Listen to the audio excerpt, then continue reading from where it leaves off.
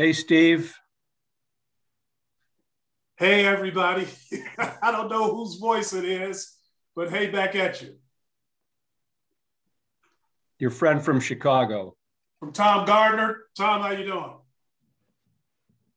Hey, Steve, it's Clint. Who was that? Clint Loftman. There you go, Clint. All right, cool. I love the guy from California. Way to come. Thank you. Hi, Steve. This is Marlene. Hey, Laurel. Okay. Hey.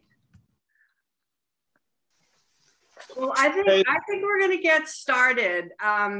People will flow in as I'm doing some intro comments, and it would be great if people mute themselves. I think at this point we're all pretty expert on Zoom. I mean, I'm not really, but most of us are.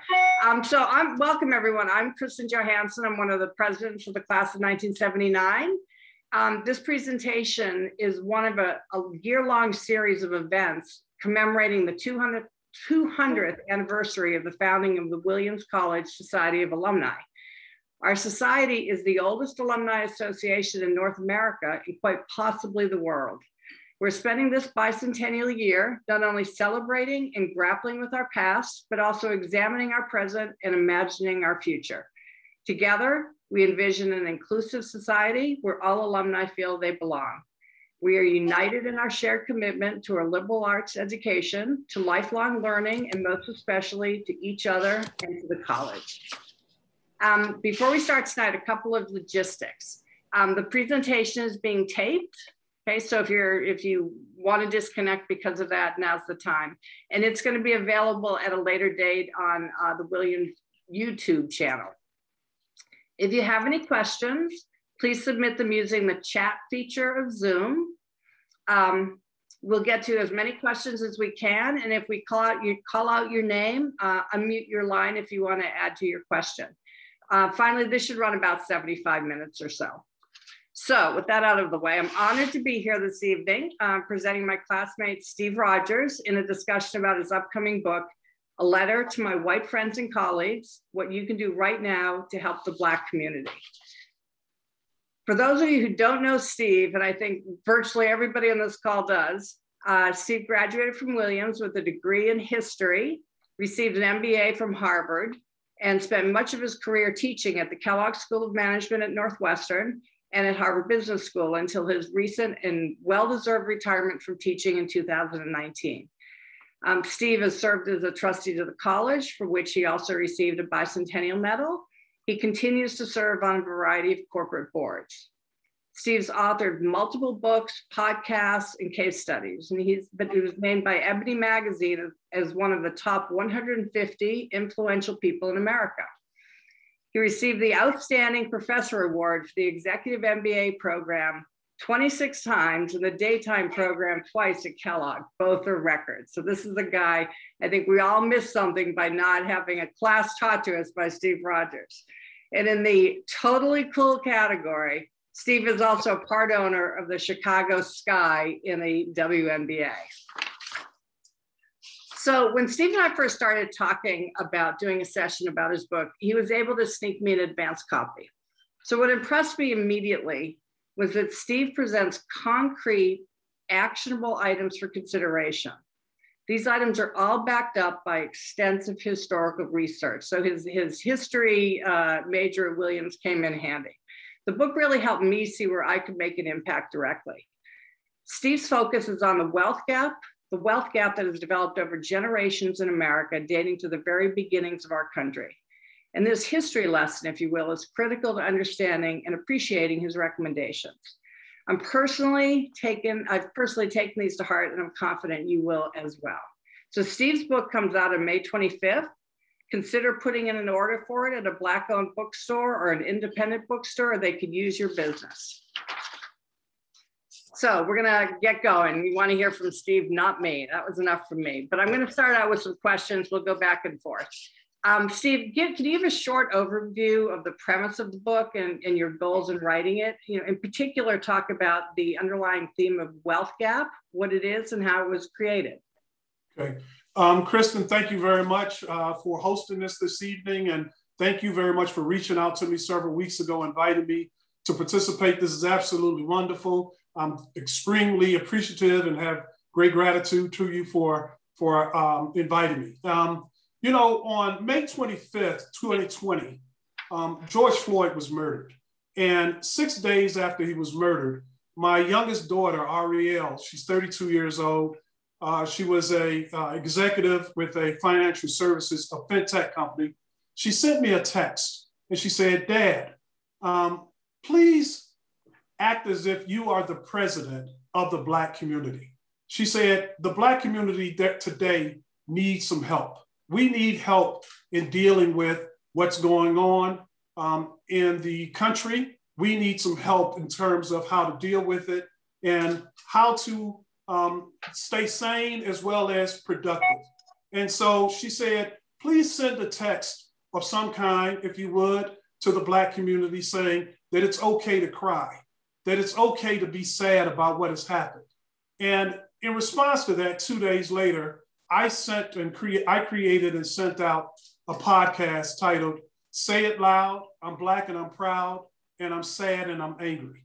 And that podcast was targeting a Black audience primarily. And in that podcast, I said to that audience, I said, it's okay to be angry right now. It's okay to protest. Please keep protesting. You're doing the right thing. I also said, it's okay to grieve. Don't let anybody tell you that grieving should not be occurring in this moment. And then finally, I said, it's okay to actually help white people help the Black community right now. And one of the things I cited was the fact that in the past, Malcolm X, the great civil rights leader, he gave a speech at a predominantly white university. And after his speech, a young white woman asked him, what can I do to help? And Malcolm X said to her, nothing. And after that, he said he regretted that because he realized that it was a mistake because he could have talked to that young lady and helped her help the Black community. And so I said that to the Black community as well in my podcast. And that is, I know many of you are annoyed. Your white friends and colleagues are coming up and they're saying, what can I do to help? And sometimes people were feeling like, listen, don't bother me right now. You're part of the problem. You're part of the reason why we have this problem. And you created the problem, solve it yourself. So my position was, no, this is a teachable moment. Right now, we actually have to help those who want to help the Black community. So the premise of this book is a speech that I gave following that podcast at 2 board meetings. Other whites heard my recommendations and they loved them. I got responses from them. And at my 2 board meetings following that podcast release, I gave speeches to a predominantly white audience of businessmen and women. And the title of the speech was, how did we get into this mess and what can we do? And basically, the speech was about the history of Blacks in America, and then how do we help address the Black-white problem in America? And the premise of this book is that speech. And that is, the premise of this book is about what I believe has always been the case, and that is that most of the problems that exist in America between Blacks and whites, that the root cause, not the symptoms are the protests, the symptoms are some of the unrest and everything, but the root cause of these problems, in my opinion, is the great wealth gap between Blacks and whites. And that wealth gap is something to the tune of the average white family has a net worth of $170,000. The average Black family has a net worth of just $17,000. In Boston, it's even worse, where the average net worth of a white family is almost $250,000, and the average net worth of a Black family is $8. I didn't say $80. I did not say $800. It's $8. And this wealth gap was intentionally created by the federal government and the state government. That this just didn't happen just by chance. This is not the result of Black people not working hard, Black people not saving. This all was done intentionally by the federal and the state governments, Kristen. Specifically, what was done was programs were created by the federal government that were designed, in essence, to subsidize the wealth creation for whites They were also designed very explicitly with the word Negro and Black in there, that was designed very specifically to impoverish Blacks. And we're going to talk about those in a little more detail, but these programs and where we are today is because of this wealth gap that was intentionally created and that has always caused problems to this day. And those problems extend back to 1619, when the first Black enslaved people came to America. 20 people were dragged off of the ship and they were enslaved in Virginia in 1619. And for 246 years, in terms of the wealth gap, this is what created the wealth gap. There's three things primarily, but for 246 years, first slavery sanctioned by the British government, then by the American government. After the Revolution for Freedom, the American government continued what the British had done here in the States or in the colonies. But for 246 years, Black people were enslaved. That's 12 generations where Black people were never able to transfer any wealth. Conversely, white families were transferring wealth from one family to the next for 12 generations. This was, in essence, a subsidy by the federal government to enrich whites at the expense of Blacks. So for 246 years, as one activist explained it, she said, for 246 years, Blacks and whites played a game of Monopoly. And every time Black people won, they had to give their money to their white opponent.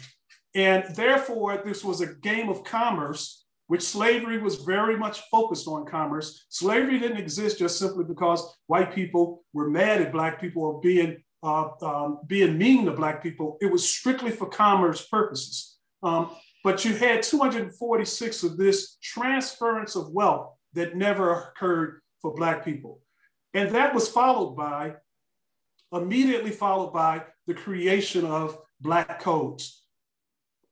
When America Emancipation Proclamation was signed in 1863 and finally completely enforced in 1865, white Southerners, state governments, immediately passed what are called Black codes, codes and laws that were designed specifically to keep Black people in another form of slavery for the purpose of enriching whites and impoverishing Blacks. So the Black codes included things like vagrancy laws. And the vagrancy laws, for example, said that every Black person in the state had to have a contract, an employment contract. And they had to carry that employment contract showing that they were employed.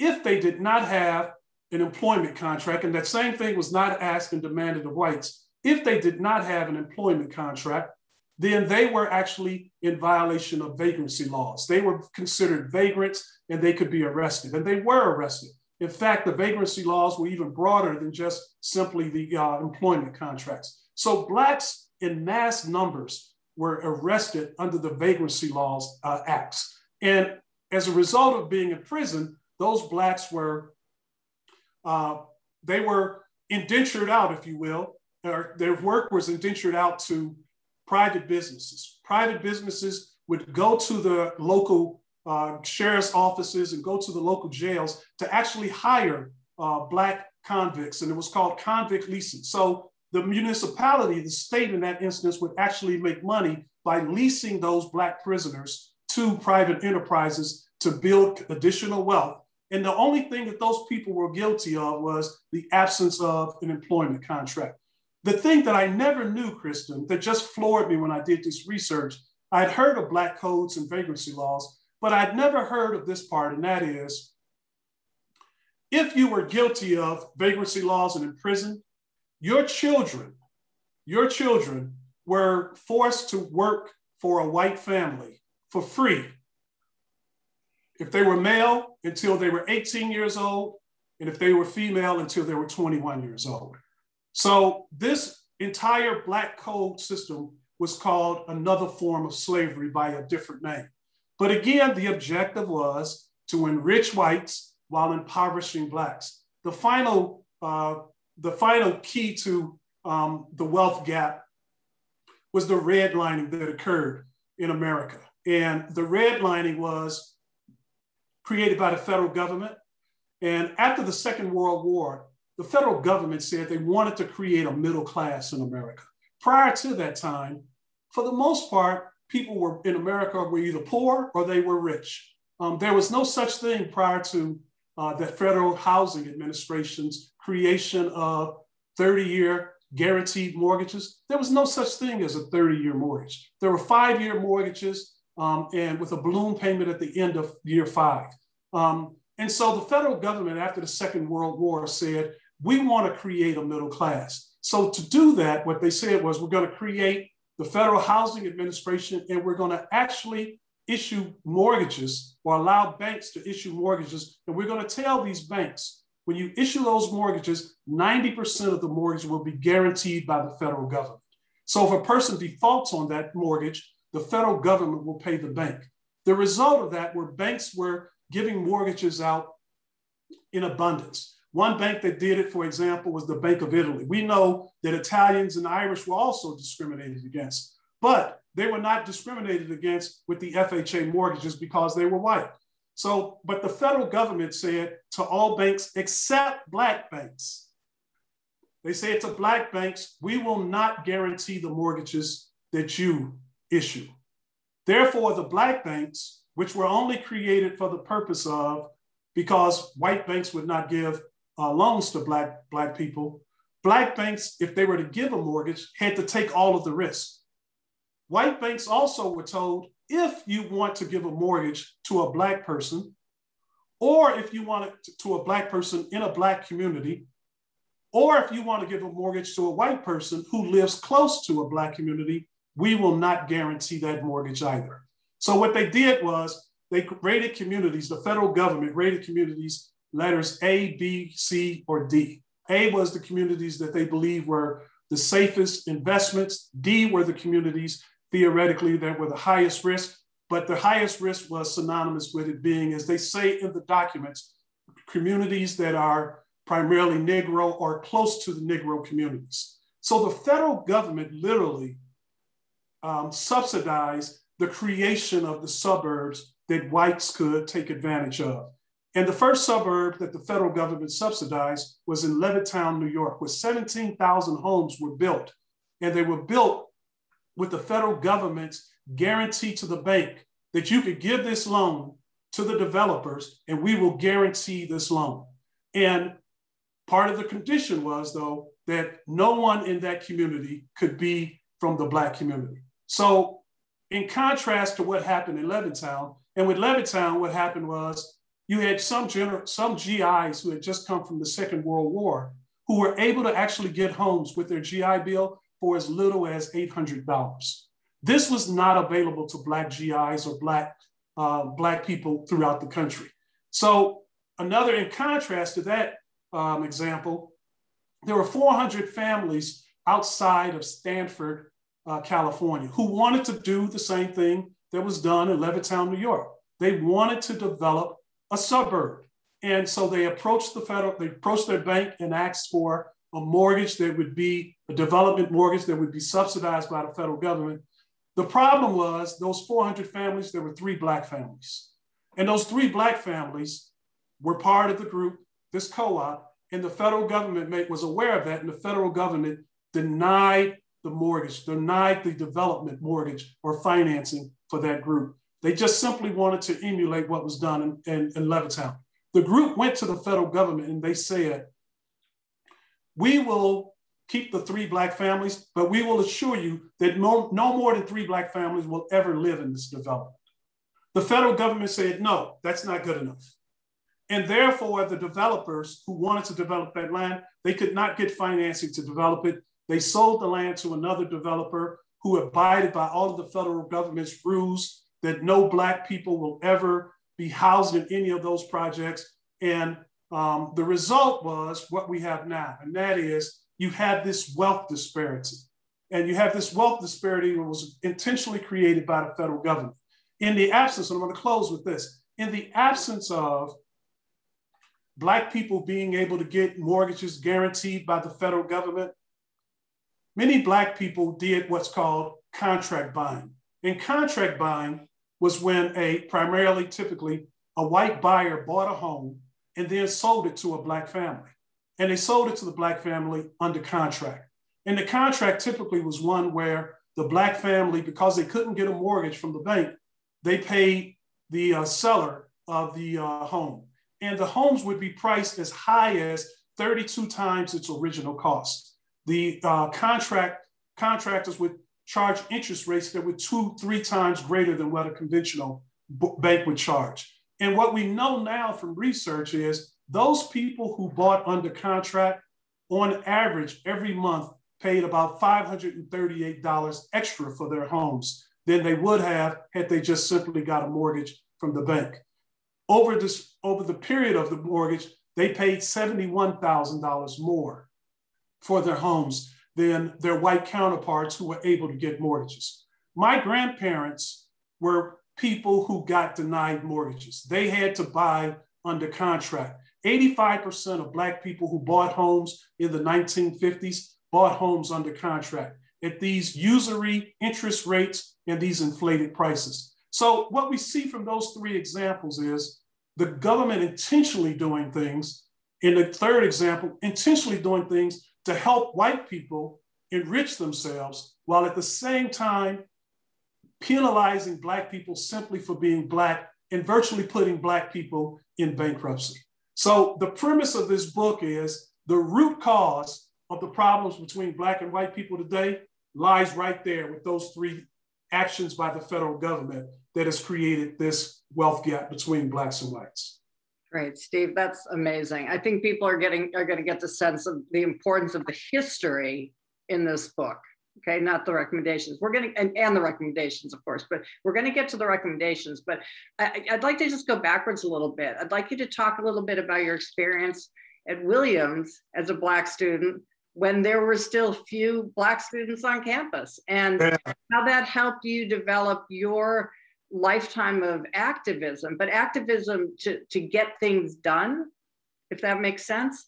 Yes. And there was a specific event in your book that struck me, and it was the early 80s. You were a young businessman. This is before you got into teaching, and you were in North Carolina, and you were told that you weren't supposed to be eating in the dining room of a country club because Blacks weren't allowed in the dining room. Exactly. And this was 1982. It wasn't 1952. And I found that incredibly upsetting. And I'd just like to talk about, hear about like how your experience at Williams got you into this sort of mode of activism. Yeah. Williams is where I found my mature voice for activism. I absolutely loved my experience at Williams. When I talk about Williams to people, they'll oftentimes ask me, is Williams a historically Black college and university? You speak about Williams as if it's a place where Black people had the greatest experience and everything. I say, for me, that was the case. Williams was just chock full of great Black leaders, great Black leaders who were upper class students, great Black leaders who were in the faculty, great Black leaders who were on the staff. In terms of Black students who were the great Black leaders, they include, and these were people when I came as a freshman, an 18-year-old, I saw these men and young men and women leading the Black community, and their focus was on helping the Black community be better, improve. And so the Black students that I immediately were taken back by were Black student leaders such as Bill Spriggs, Debbie Gould, Linda Tucker, Steve Horton, Clarence Otis, and then one of my all-time favorites, Michael Knight. These were Black juniors and seniors when I was a freshman who were in leadership roles, and they were serving as role models for others who were coming to the school as to how we should carry ourselves as well as lead. And their focus was on the improvement of Black life at Williams, the improvement of Black people throughout the country, the improvement of Black people throughout the nation.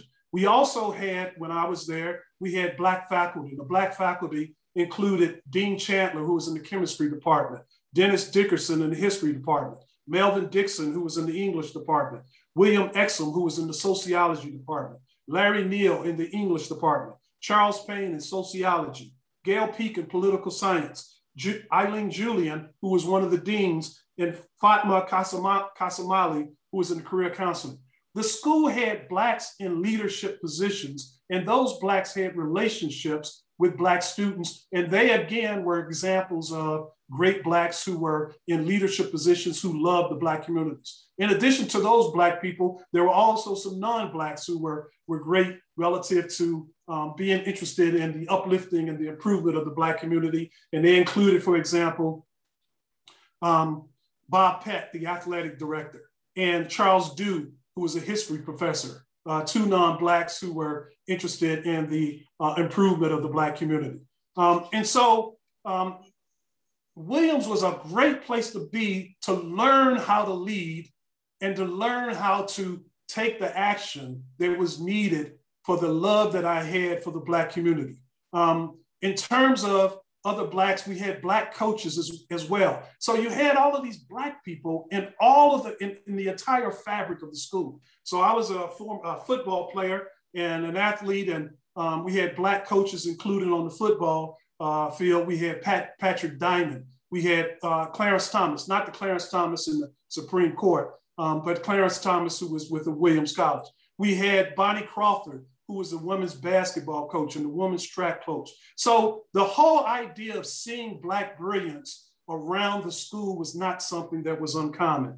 And the fantastic other thing was we had great students in my class, including, and I was fortunate enough to be in a dorm chock full of Black students, as well as Black JAs throughout the school. And in my dorm, you know, while there were no fraternities, on the first floor of East, there was a group of 6 Black young men who were freshmen who were called ourselves the Men from East. And those Black young men, we still correspond today via email. We're 63 years old, and almost every day we send each other a text and we correspond. There was Elliot DeCrump, James Foy, Michael Gadsden, Herb Irvin, who was my roommate, and Gary Hutchison, who is one of the copy editors for this book. He's an outstanding copy editor, and he was hired to copy edit this book. In addition, another Williams person was connected to this book, and that is the researcher for this book was Kevin Ozine, who is the husband of Susan Asibani, who was from the class of 2002. Right. So, Kristen, the whole Williams environment was one where there was Black love, there was Black leadership exhibited, and as a result, when I left Williams, I was very confident about what I was entitled to as a human being and what I was not going to accept. I saw at Williams College Black student leaders lead protests against the school's investments in South Africa. I just thought that was wonderful as a freshman to be engaged in something like that. So when 3 years later, when my wife and I, at the time, Michelle Johnson, we got married at Williams College. And Williams College is where I therefore started my family. And my daughter, Akila, was born and ended up going to Williams College and was class of 2004. But 3 years after graduating from Williams, we moved to Rocky Mount, North Carolina. And we moved to Rocky Mount, North Carolina to be a part of a startup with a company called Cummins Engine Company. And it was a joint venture between J.I. Case and Cummins. And when we got down there to this little town of about 60,000 people, it was only probably about 30 people working at the company at that time. But several of the Black students, Black employees were telling me, you know, the company has a corporate membership at North Green Country Club, and, you know, Black people are not allowed to visit that country club. And that was interesting because I had just bought a home at on the course of North Green Country Club. Michelle and I purchased this home, and when we purchased the home, it was for sale by the owner. And when we closed the deal, he took me out on the patio overlooking the 5th green. And he said to me, Steve, I just want you to know that the neighbors are not happy about me selling this house to you. And I said, why not? He said, because you're Black. And I said, well, that's interesting. They have some nerve. I said, my wife and I have better educations probably than all of them, and we make more money than them. So we should be complaining about them versus them complaining about us. So that was my first introduction to being in this new town where Black people were expected to be treated as second-class citizens. And so when I found out about the country club, I was a purchasing agent. And so I went to the country club, I made an appointment, and I called there and made a reservation to have lunch. and with one of my sales representatives. He was a white man who came to have lunch with me. He didn't know what was going on. And when I got there to the country club and told him my name, and you say your name is Stephen Rogers, is there anything that sounds more all-American than that? Okay, Captain America. So I go there, and when I got into the lobby, the host asked my name, and I told her, and I said I have a reservation, and you could tell she was just stressing about it. So she went and got the manager. The manager came, said, okay, and they set me, and the gentleman accompanied me. We sat down, and as we walked through the dining room, I could feel the eyes staring on my back, and at the same time, I could see the pride on the faces and the smiles on the faces of the Black folks who were working there. And we sat down and we ate, and when I left, I drove back to the company's plant, and when I got back to the plant manager greeted me at the door and said, Steve, I'd like to speak to you. And he told me, he said, Steve, the country club called, said you had lunch there. And I said, yes, I did. They said, and they called and said that they have a policy that Blacks will not be seated in the main dining room as you were seated. And I said to him, his name was Ron Gratz. I said, Ron, I know you told them to kiss your butt, right? He said, no, Steve, we're not here to cause any problems. We're going to slowly get changed. I said, Ron, I can't buy that. I don't come from that kind of environment where I am accepting to be treated as second-class citizen. He said, well, they said if you want to come there to eat in the future, that you would have to eat in the kitchen. And I said, well, that's just not going to happen. And so after that, I began protesting, and Michelle and I, we found out that the Atlantic Coast Conference was holding a golf tournament there that year. That was the year that Michael Jordan hit the jump shot against Georgetown. And so our house was right on the fifth hole. And so the evening before the Atlantic Coast Conference held their tournament, we erected signs in our backyard facing the fifth hole saying, why does the ACC practice racism? Michael Jordan couldn't join this country club. Michael Jordan couldn't play. And long story short, the Sports Illustrated flew a helicopter down. They did a story on the entire incident. North Green actually admitted that they practiced racial discrimination, that they had a policy that excluded Black people. And Sports Illustrated wrote an article, and shortly after Sports Illustrated wrote an article, and Bob Peck was actually quoted in the article as well. They interviewed him. But after Sports Illustrated wrote the article, the country club changed this policy and started admitting Blacks into the country club. I didn't play golf. I really didn't care about playing golf at that time. I tried to play recently. I was horrible, so I've given up the game. But it was just the principle of it. And to your question, Kristen, about what I learned at Williams, what I learned at Williams was you can stand up for what you believe in and you can win. And that was a lesson that I learned by observing great leadership on the part of role models that I had at Williams College. And shortly after that incident, I left and I went to Harvard Business School and started my career there. Great, thank you. I just, that story really stuck with me. So, I've said this a couple of times that the history that you present in this book is amazing. And I was frankly embarrassed how little I knew. I knew a little bit, but I didn't know a lot. So I think the historical rationales for your recommendations strengthen them terrifically. So let's talk about your specific recommendations one by one. The first one is donations to historically Black colleges and universities.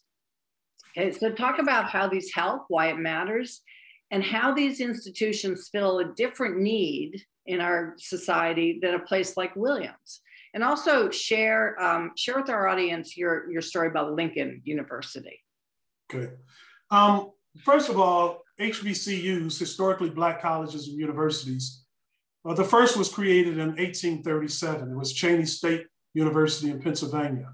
But HBCUs were created, again, all of the institutions that we're talking about tonight, Black banks, Black schools, all of these things were created because Blacks were denied admission or they were mistreated by the white institutions. So in the absence of being properly treated, Blacks created their own. And so Blacks created their own schools. And I say Blacks created their schools when in actuality, many of the HBCUs were actually founded by whites.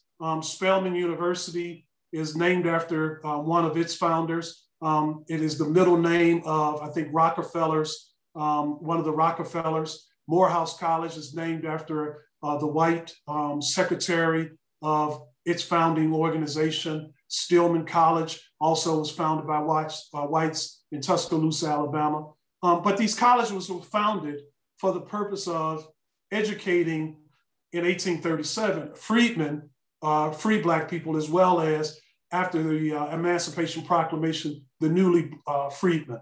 And today there's 101 HBCUs, and they have 300,000 students enrolled in those schools. And those HBCUs, they created alums such as Dr. King. He's a product of HBCU, Morehouse College. Thurgood Marshall, the former Supreme Court Justice, is a product of Lincoln University, which I'll speak about momentarily. Vice President Kamala Harris is an alum of Howard University and HBCU. And the CEO of Walgreens, Rosalind Brewer, is also an alum of HBCUs. Today, 80% of all Black judges are graduates of HBCUs. 50% of all Black attorneys are alums of HBCUs. 50% of all Black doctors, 40% of Black engineers, and 40% of Black members of Congress are all alums of HBCUs. And the value of HBCUs today is just like it was over 100+ years ago, and that is its mission is to educate Blacks who are not necessarily able to matriculate at a white school, probably for financial reasons. And one of the recommendations I give, because we need as many Black people to get college degrees as possible, one of the recommendations that I give is that whites should make donations. And I ask for the donations to be at least 9.29% of your annual donations that you give, your philanthropic donations that you give every year. And the 9.29% is an homage to, or it represents the 9 minutes, 29 seconds that the cop had his knee on George Floyd's neck. And so I asked all people in the audience, white as well as Blacks, and I do it myself, to donate annually and make this an annual practice to donate at least 9.29% of your philanthropic dollars to HBCUs because they desperately need it. Today, the average endowment of an HBCU is $12 million. 70% of students at HBCUs receive Pell Grants. To qualify for a federal Pell Grant, your household has to have an income of $26,000 or less. $21,000 in America is the official poverty level. So it's 5,000 greater than the official poverty level. So 70% of the students who go to HBCUs qualify for Pell Grants versus 39% of students in all of the other universities throughout the country. 60% of HBCU students are first generation college students. First generation being defined as your mother and or your father did not matriculate at a college. 60% of HBCU students are first generation compared to 33% nationally. And the Ivy League clearly is worse. Only 15% of students at the Ivy League are first generation. And so what we see from that is if there were no HBCUs today, there's hundreds of thousands of students who probably would not be in college because predominantly white institutions probably would not accept them because they don't want to be burdened with all of that financial needs that the students have. So the HBCUs are extremely important to the country because they produce brilliant men and women who make contributions to the country. And these men and women who are students there deserve to be educated the same as everybody else throughout the country. One of the favorite stories that I like to tell, and it's in the book, is a story about Lincoln University. And there are 2 Lincoln Universities amongst the 101 HBCUs. And one of them is in Missouri. And I visited 12 HBCUs. I retired from Harvard Business School in July 2019. After retiring, I decided the course that I was teaching, Entrepreneurial Finance, that I wanted to teach that course to Black students as well, as many Black students as I possibly could, because the course was not being offered at HBCUs, primarily because of the funding limitations that the school had to bring people on board to teach that content. So I got a sponsor and I decided to visit 12 HBCUs. I only did 10 because of COVID, the pandemic hit, and then I had to curtail my travel after that. But I visited 10 HBCUs and I taught a workshop, Entrepreneurial Finance for Black entrepreneurs. And over that period of time, in 2019, I taught over 700 students, and that was the largest number of Black students probably in the country that ever been taught entrepreneurial finance. And two of the schools that I visited, one was Lincoln University in Missouri. Lincoln University in Missouri was founded in 1865 by former Black Union soldiers. Fascinatingly enough, today, Lincoln University, which was an HBCU, is still technically an HBCU. Lincoln University has probably over 70% of its student body today is white. It's a beautiful little campus in Missouri. And then there's another HBCU that I visited in the suburbs of Philadelphia, and another Lincoln University. And this Lincoln University was founded in 1856, and it was founded by Quakers. And it's a school, when I was doing my research in advance of my visits, I did research and I found that the school had an endowment of almost $40 million. The average endowment of an HBCU is $12 million.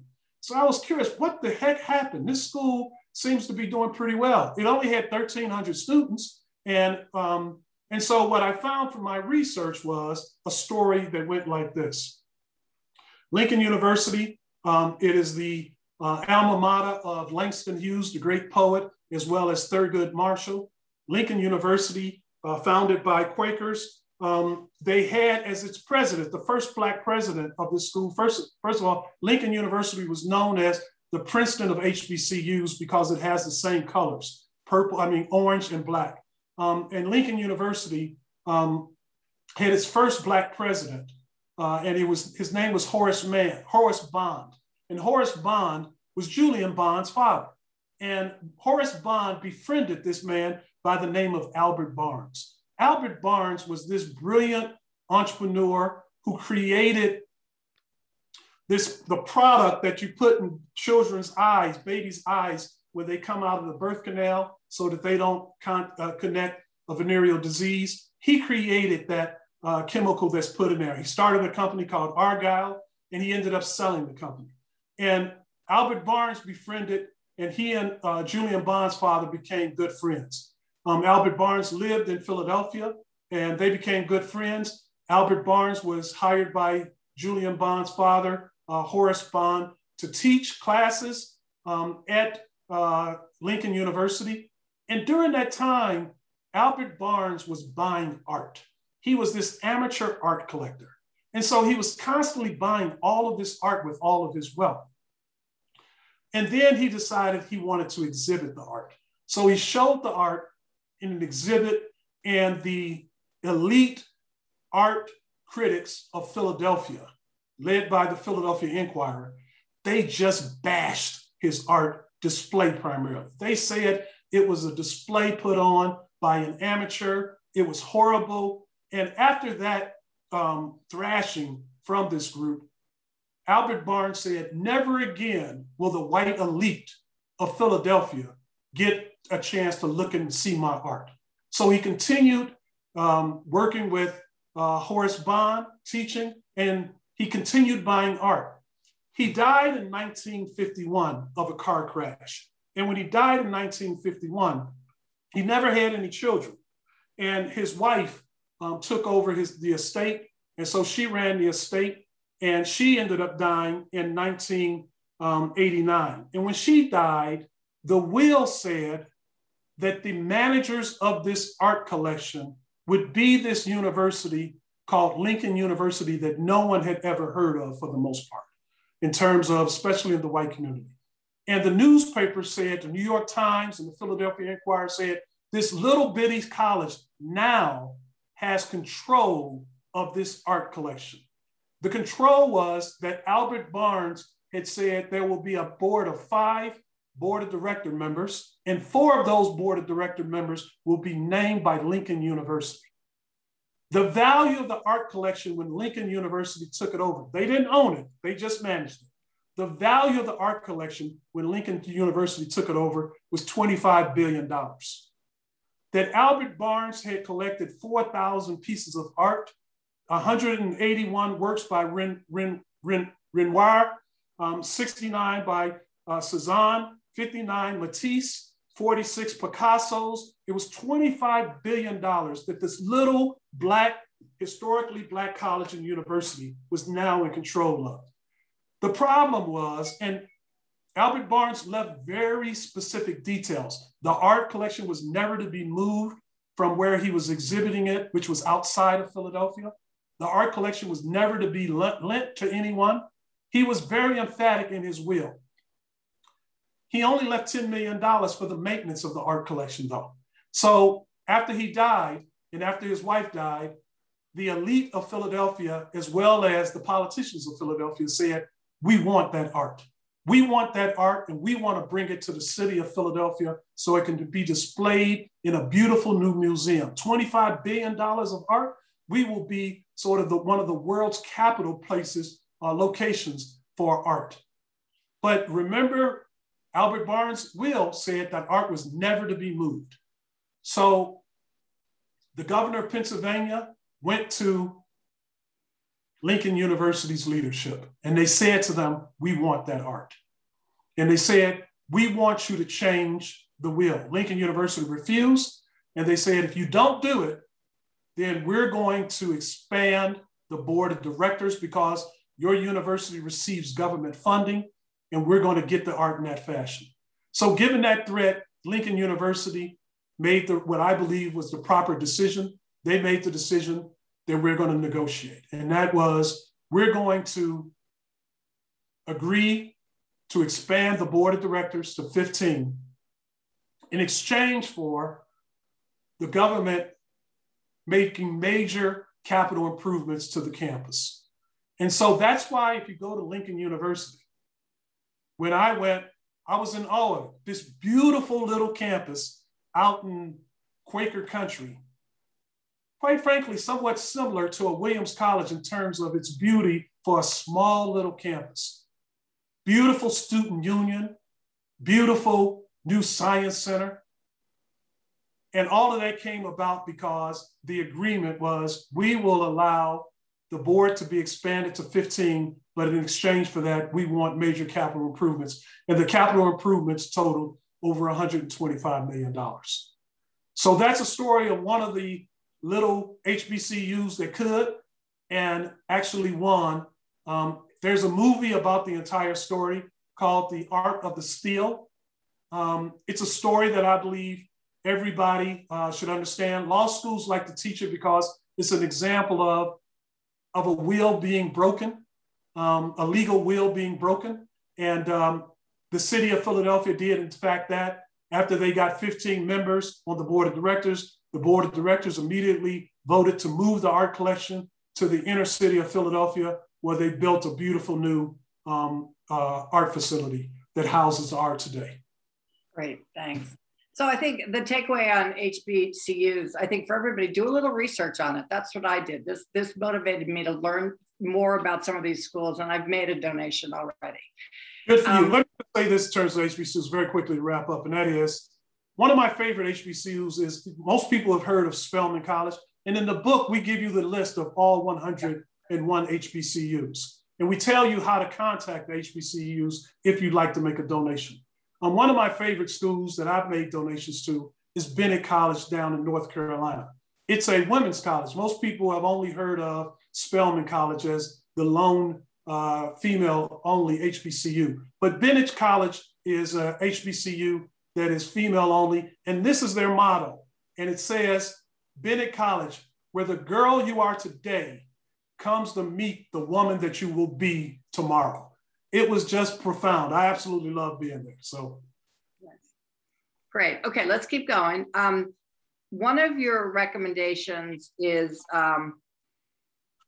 making deposits to Black-owned banks.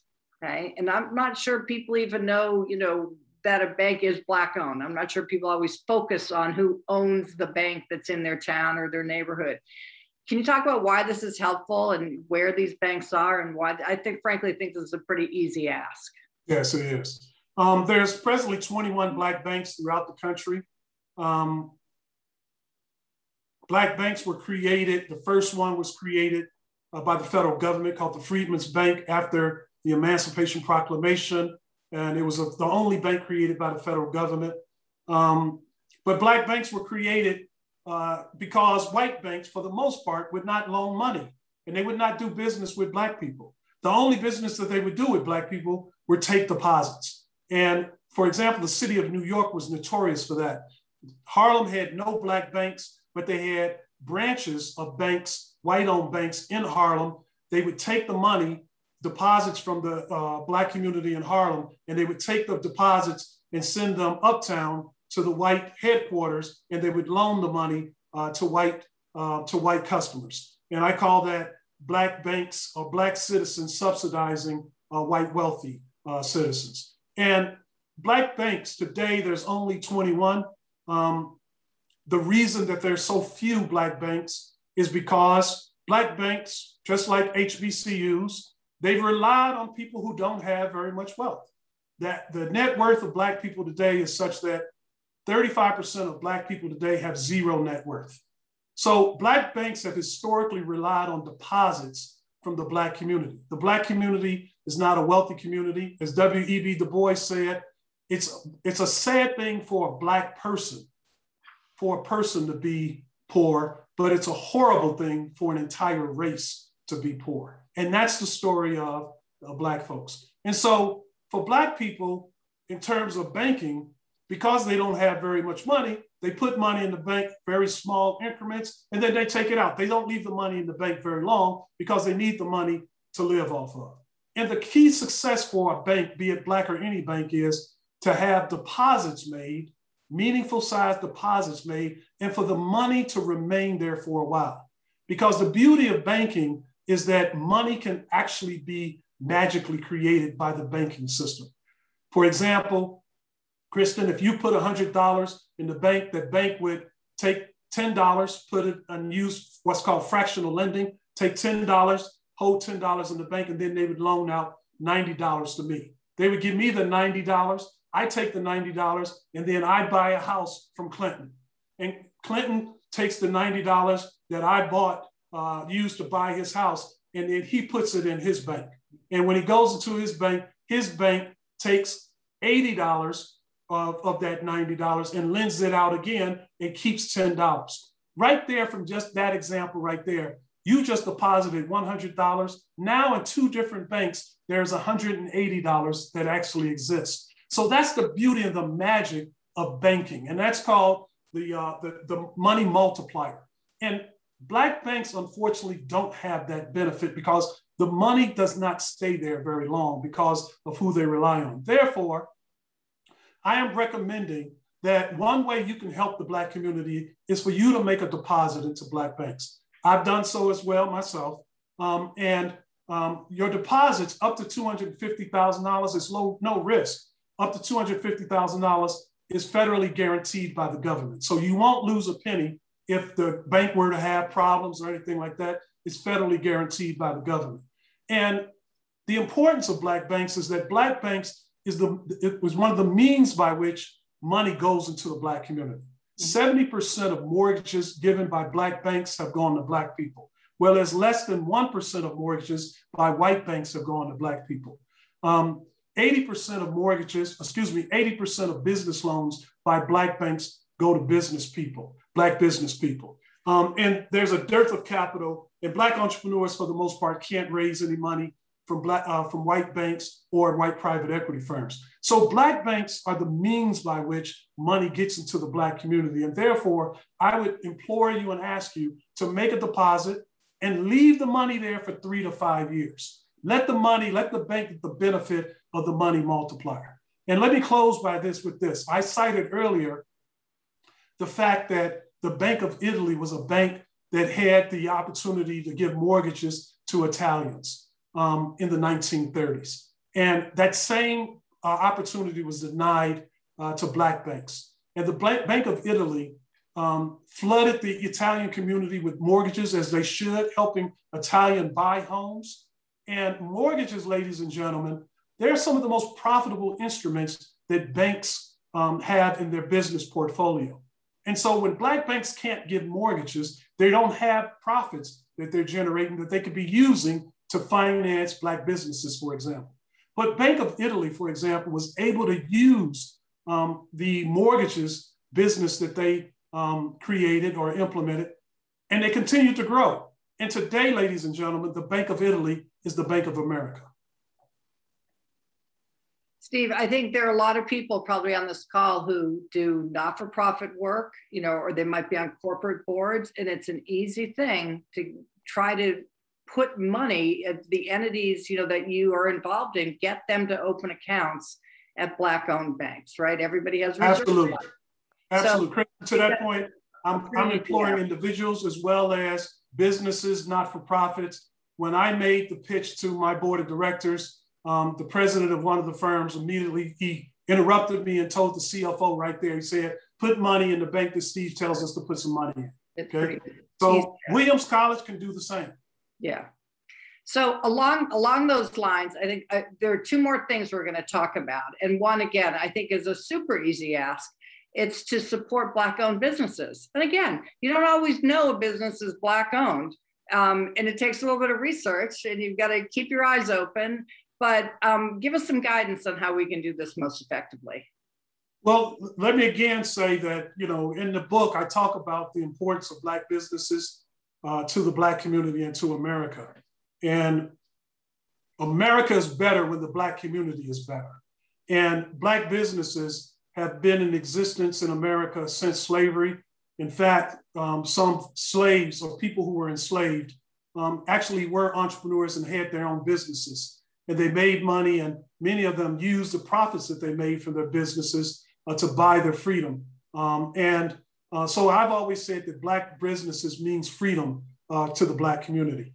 And one of the greatest attributes of Black businesses is that Black-owned businesses, they are the largest private employers of Black people in the country. The Black unemployment rate is greater than the unemployment rate of any other ethnic group in the country, and Black-owned businesses are part of the solution to the problem. When you support Black-owned businesses, what we know from research is that Black-owned businesses will hire Black people. One of the great books written about this topic was written by a white scholar by the name of Timothy.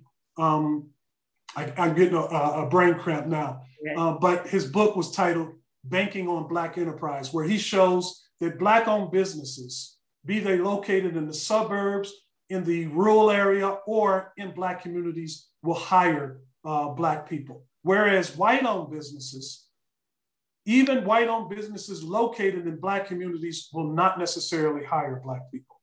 A great example is here in Chicago, in the Austin community. And in the Austin community, at one time, there were 3,000 small manufacturing firms in the community. There was 99% Black. Out of those 3,000 manufacturing firms, they employed 90,000 people. Only 8% of those people were Black. And so what we know, and that's just an anecdote, but there's empirical data that shows that that model has existed in its entirety. I'm a former entrepreneur. I've owned 3 companies. And so I know that how people get hired. And when I owned my 3 companies, I had a large contingent of Black employees, obviously, and most of my Black leaders were Black because that's who I knew and that's who I pursued in my pursuit of the best and the brightest. But Black-owned businesses, if you're going to support them, and I encourage you to do it, I walk the talk. Today, I do business with a Black female law firm, Black female accounting firm, Black dermatology firm, Black bank, Black caterers, Black realtor. My general contract for homes that I renovate is a Black general contractor, Black restaurants. I spend probably every year 40 to 50% of my annual budget with Black-owned businesses. And the reason is because they hire Black people. So when you do business with Black bank businesses, you are helping the Black community because they get jobs, and people who have jobs are self-sufficient, and self-sufficient people live in healthy communities. So if you want to find Black-owned businesses, what you can do is, for professional service firms, you can look up or Google the word national, typically. National Bar Association for the Black law firms, National Association of Black Accountants for Black accounting firms, National Medical Association, which would tell you Black medical interest. This word national typically connotes that it's Black. American Bar Association typically tells you, when you see American representing a professional organization, it's typically sort of all-inclusive. But national typically is the word that Blacks have historically used to define their trade associations.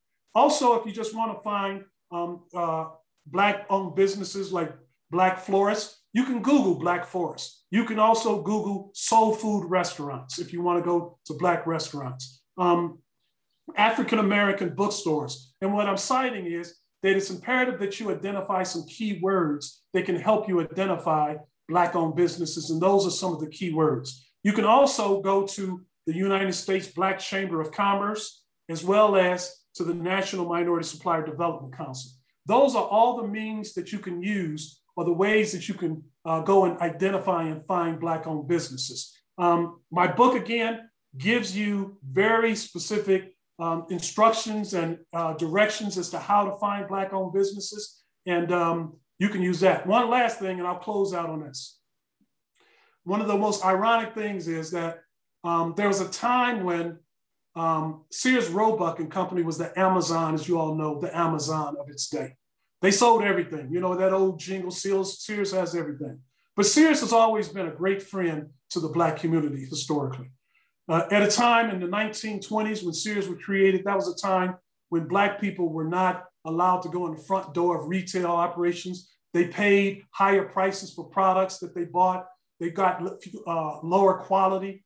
And all of a sudden, Sears comes on the scene, Sears Catalog, and Sears Catalog made it possible for Black people to buy products without being treated disrespectfully and without dignity. So they could order catalogs and they could actually sign their names with an X, and Sears would deliver that product. White business owners found that out, and they said, we're losing our Black customers and we can't take this. And we get back to this whole thing around economics. Despite their willingness to treat Black people like second-class citizens, they still wanted Black money.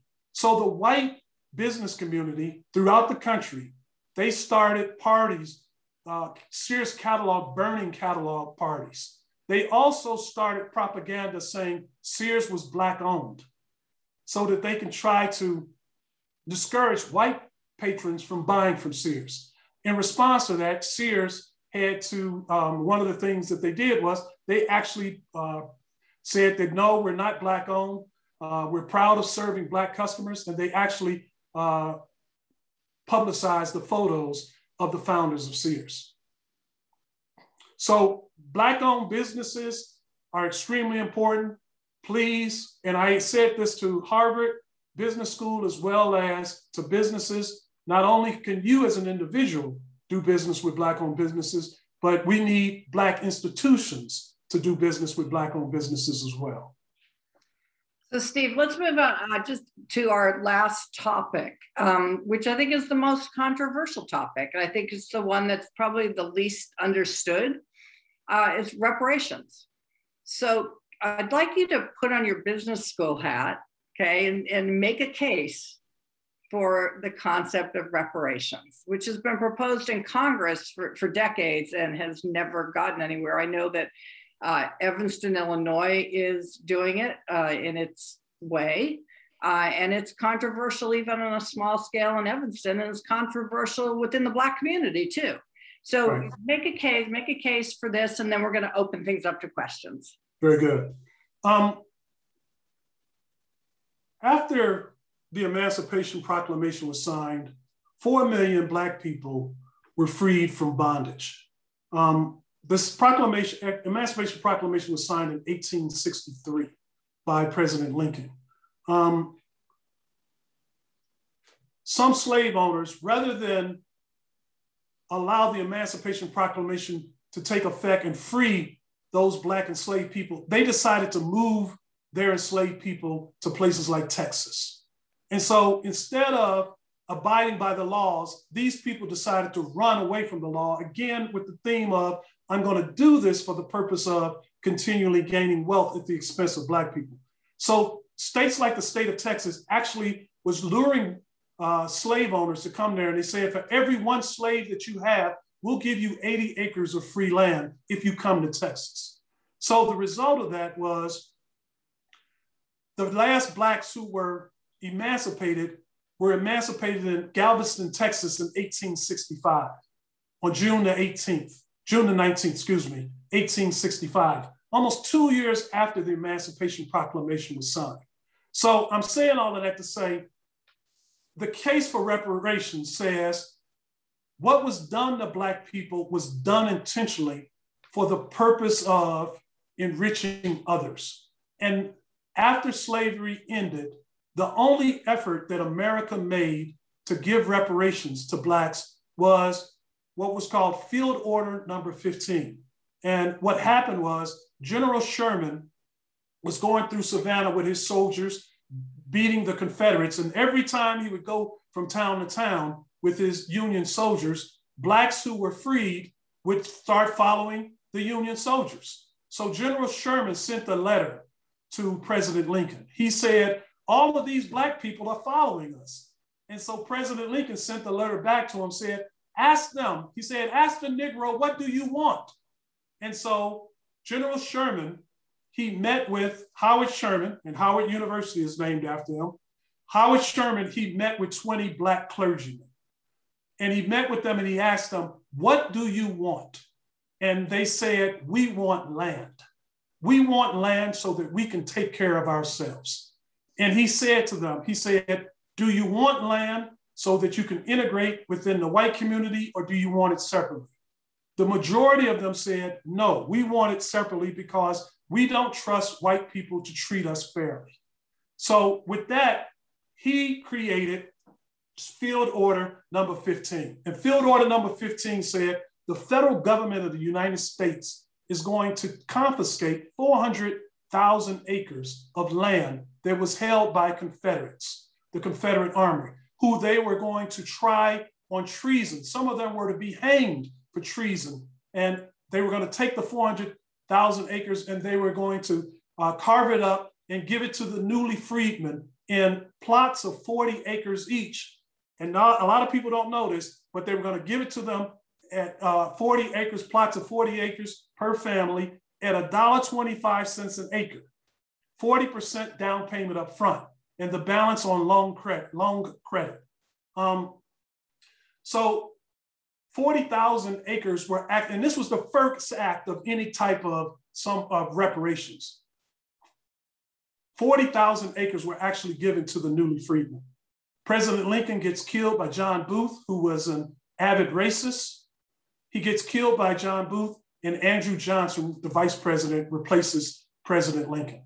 And Andrew Johnson, when he comes into office, one of the first things he says is he rescinds Special Order Number 15. He says that the Confederates who were to be hanged and tried for treason, that they were going to be pardoned.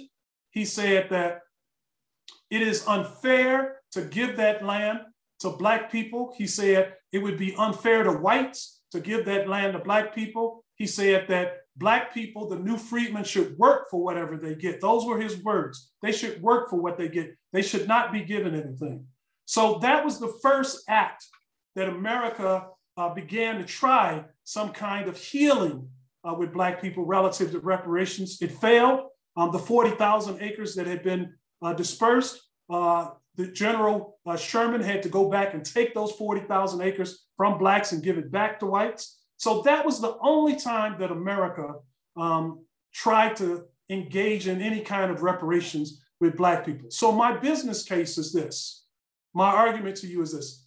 There is no ethnic or racial group in this country that is more deserving of reparations than Black people for what Blacks have contributed to this country 246 years without any compensation, for example. There is nobody who is more loyal to this country than Black citizens. No other ethnic or racial group has fought in more wars in America than Black citizens. And the wealth that was intentionally denied to Blacks was done by the federal government.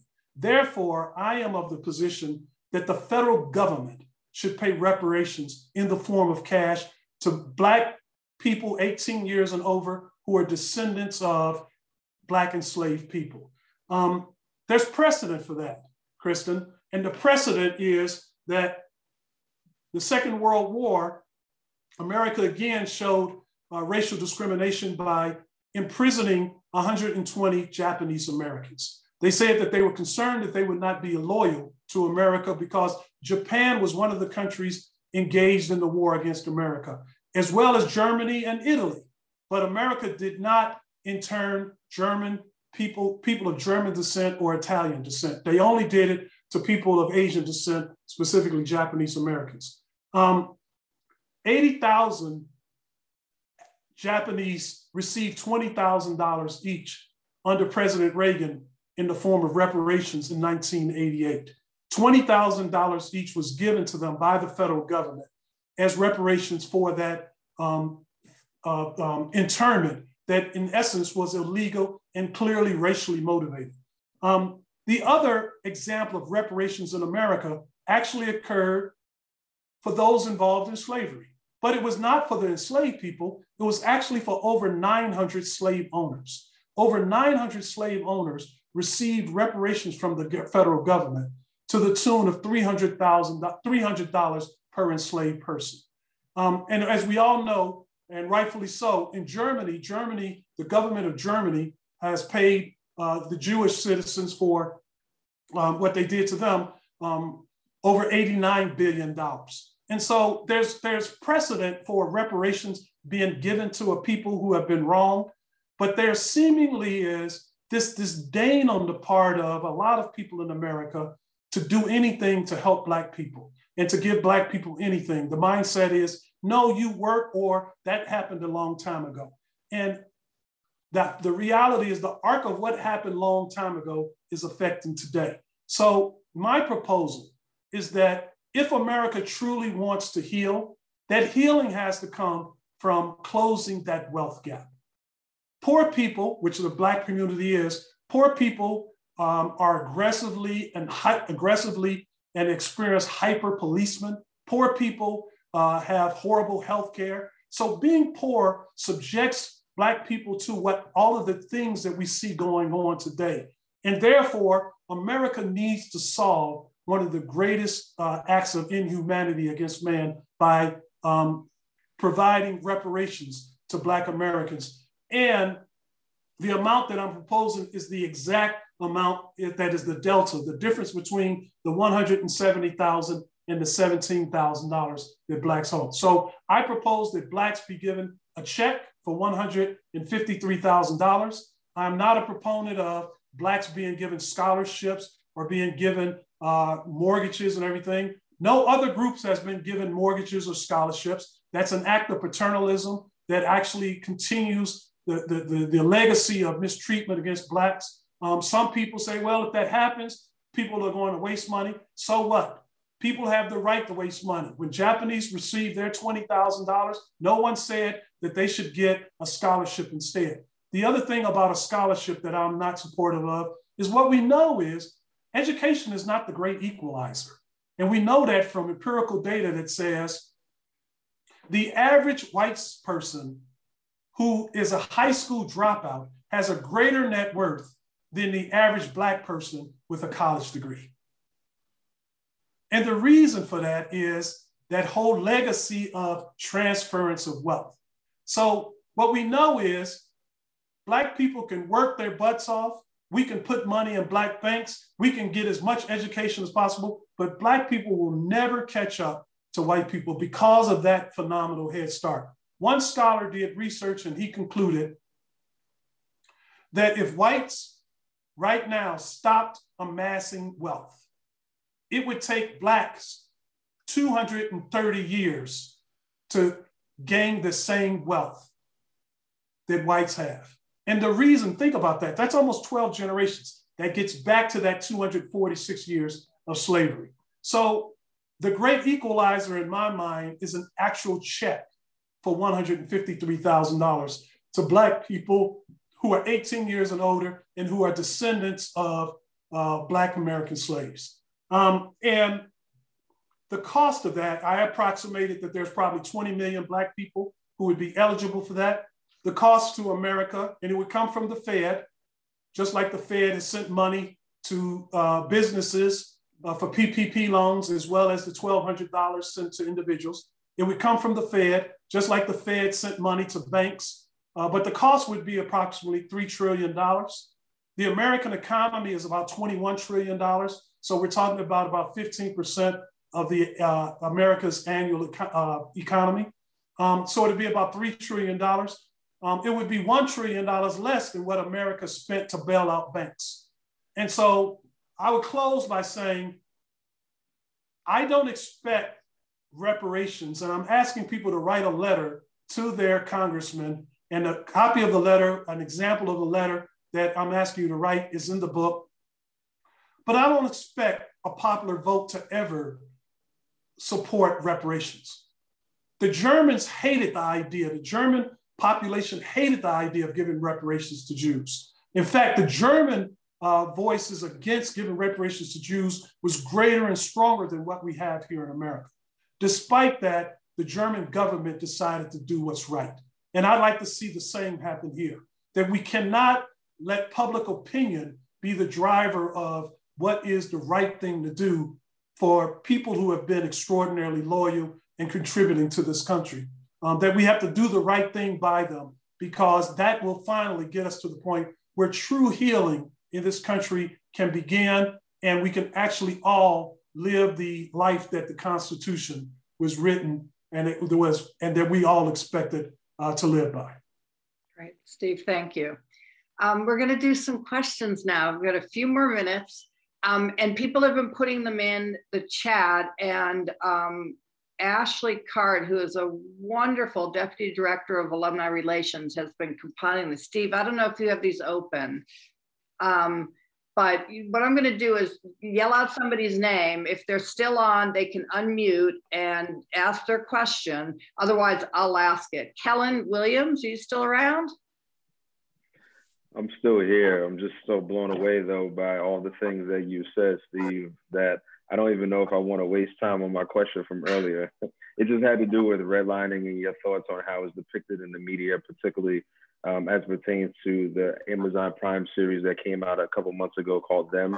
That's been getting a bunch of, some say praise, others say a lot of criticism. I'm probably on the criticism side, but that was my question when you were having that part of the discussion. I'm not, is this Kellen? Yes. Yeah. Hey, how you doing? Hey, Kellen, how you doing? Okay, he was in school with my daughter. I'm not aware of that that documentary, so I can't comment about it. But I am going to look at it now since you've mentioned it, and that's the extent to which I can make a comment relative to that. But thank you for coming. Thanks, Kellen. Next one was Barb Sanders. Barb, are you still around? Hi, Barbara. What Barb's question is do you recommend designating your donation to an HBCU scholarship fund or the general alumni fund or the general fund? A great question. I think you should designate it to the area where you have the greatest interest. So for example, my interest lies in entrepreneurship.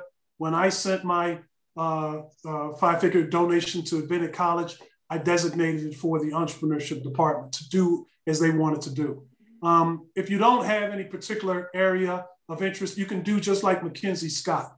And Mackenzie Scott donated over $500 million to HBCUs. She was one of the co-founders of Amazon.com. And when Mackenzie Scott made her donations, she sent very short letters to the president, said, do with it as you will, you know what you're doing. Yeah, I think, adding to that, generally the most valuable money to a college or a school is unrestricted, right? Yeah. They can use it for whatever. And I think that's true of Williams. That's probably true everywhere. Thanks, Barb. Paul Detchen, you still on?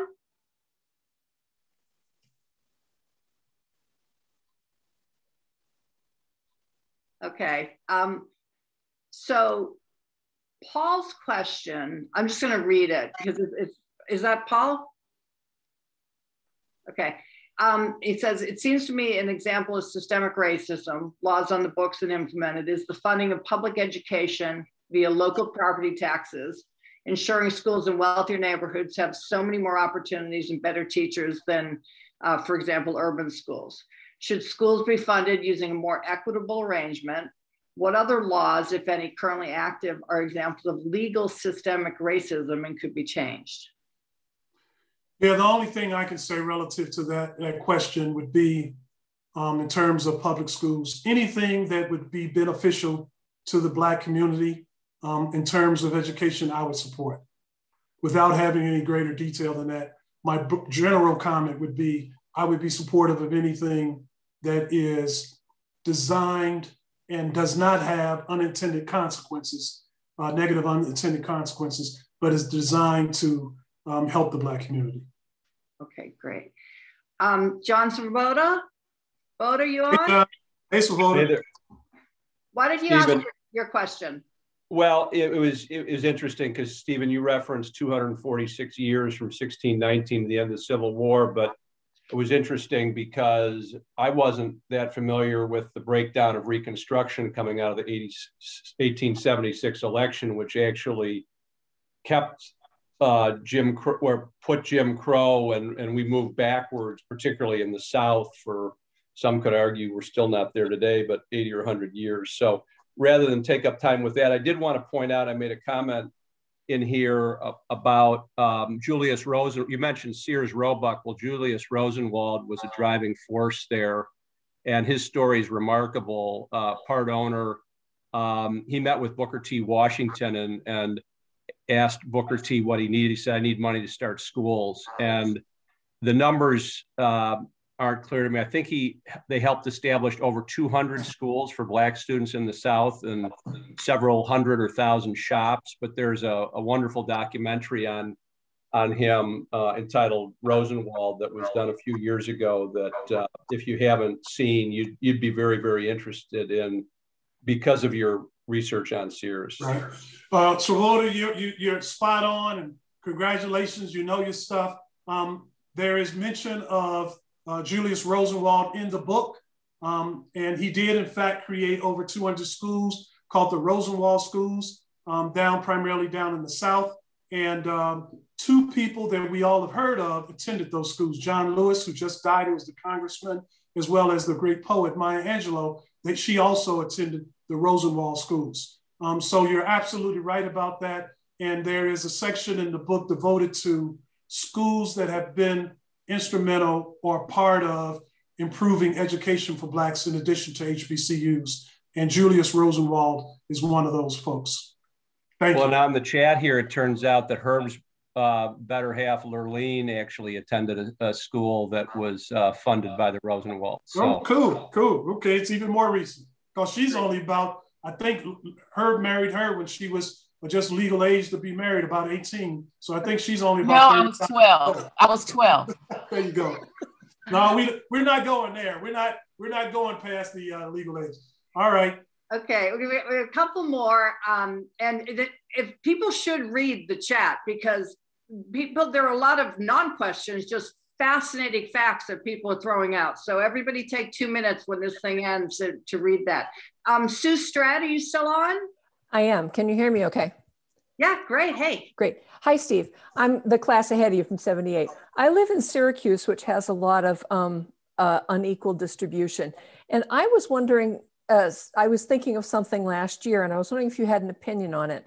In order to try to help out the generational wealth gap, would you have an opinion on direct student loan forgiveness to specific Black young people, such as elementary school teachers, accountants, firefighters, IT professionals in someone's own town?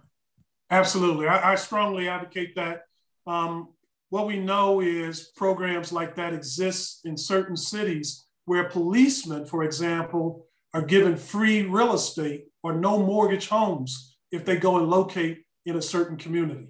And so I'm a strong supporter of those things right there, especially for impoverished Black communities, that we do in essence what America has done when it had a problem. And when America wanted to settle the West Coast, what they decided to do in 1862 was they passed what was called the Homestead Act. And they said, we're taking this land from Native Americans, unfortunately.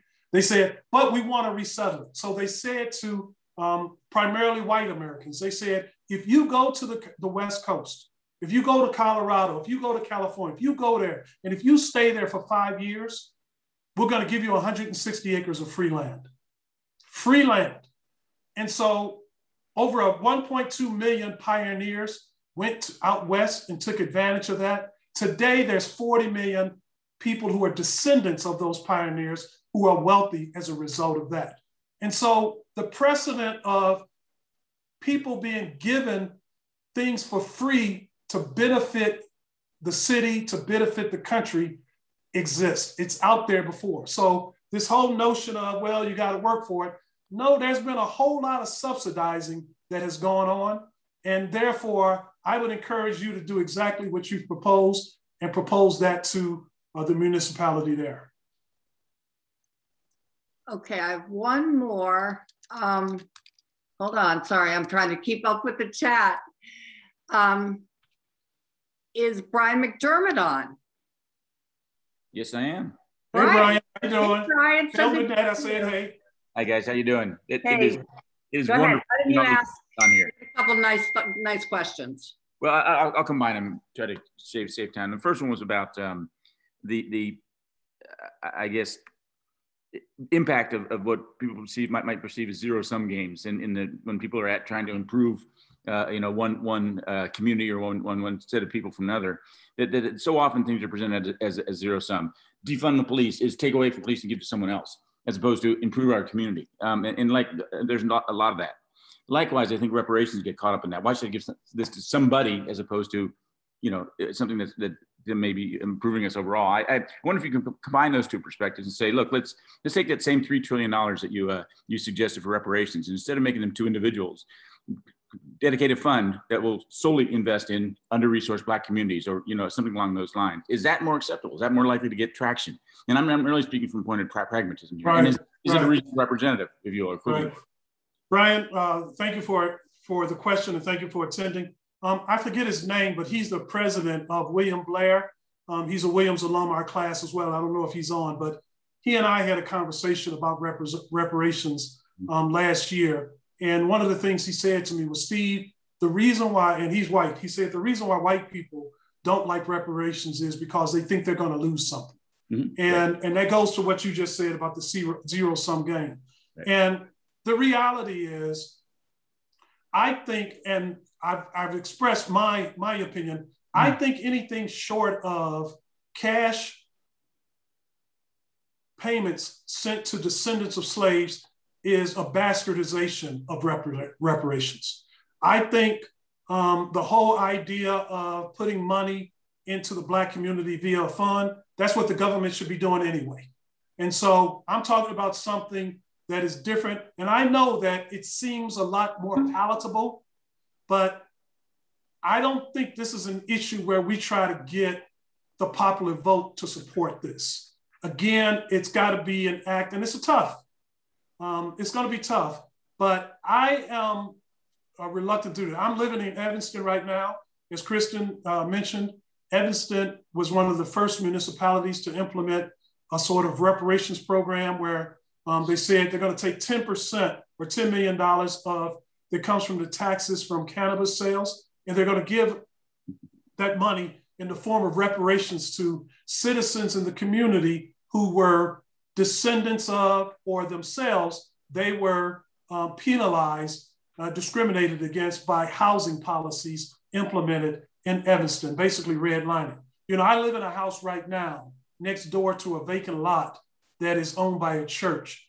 And the local television station told the story about this vacant lot, and that this vacant lot used to be a home, used to be there. And the home was owned by a Black family in the 1950s. And this is in Evanston, a bucolic community, home of Northwestern. I love Evanston. I call it Heavenston. But this story told the story about the Black family who owned that home that was on this vacant lot. And because of Evanston's policy, barring Black people from living in white communities, that Black family actually had to move their home from this vacant lot to another part of Evanston that was deemed to be for the Black community.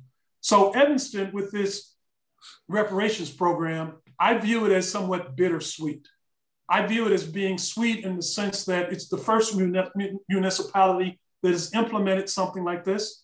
I believe part of the path to getting reparations is it is imperative that whites learn more about the history of the country, and that history includes Black. Most whites just don't know this history. They don't know what happened to Black people.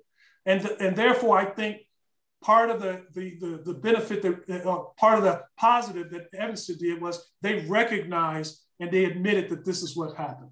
Harvard did the same when they, a few years ago, they recognized through a ceremony that 2 of the Harvard presidents had actually had like 12 Black people, enslaved Black people working and living on the campus. In response to that, Harvard put a plaque on a big boulder outside.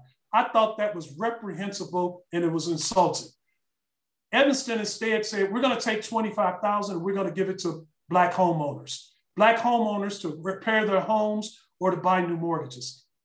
That's the bitter part of this. And that is, I think the $25,000 should have just been given in the form of cash, because again, we get back to this paternalism and this whole notion that we're gonna decide what's good for you, as well as Black people, many Black people in Evanston, they don't trust this because they're saying, well, this is for home improvements. That means potentially that the city has to come out to identify if some of the problems I have in my home might be violations. And so while they might give me $25,000, they may end up charging me $35,000 for violations that I might have in my home. So I think the simplistic thing is to give Black people the money. I hear you, Brian, on that alternative idea. I will never fight against somebody who wants to do something like that, but I will voice the opinion that it is not reparations in the spirit of what others have received. Long question on my part to your short question, but that's my MO. I think the last thing I'm going to cut off after this. Deborah Foy, did you have a question? Hey, Debbie. Maybe not. You got unmute yourself if you're still on. Hi, yeah, this is James. Oh, great. Hey, James. Hey, Steve. Hello, everyone. This has been wonderful. I just want to say that in terms of a modern day current example of reparation, there was a Black person who was enslaved in South Carolina by his boss at a restaurant for 5 years. And just, what is this, Friday? Just last week, he was awarded $545,000 for 5 years of uncompensated work. So that's a modern day current example of reparations. So another precedent. Great. What's that? I said another precedent. Thank you for it. Good to see you. Well, look, I think we have run out of time. This has been amazing, Steve. The book comes out on May 25th. Is that right?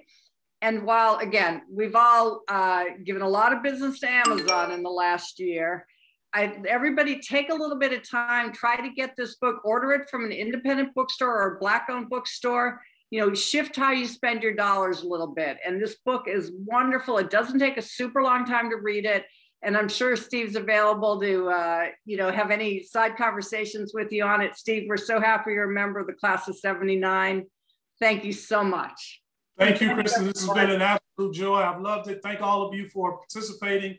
And if you want to buy the book from a Black bookstore, we actually in the book I was about to say, Kristen, you will give them the list. I think we're figuring out a way to post it. So it'll get, all of this will get posted on the 200, the Bicentennial group.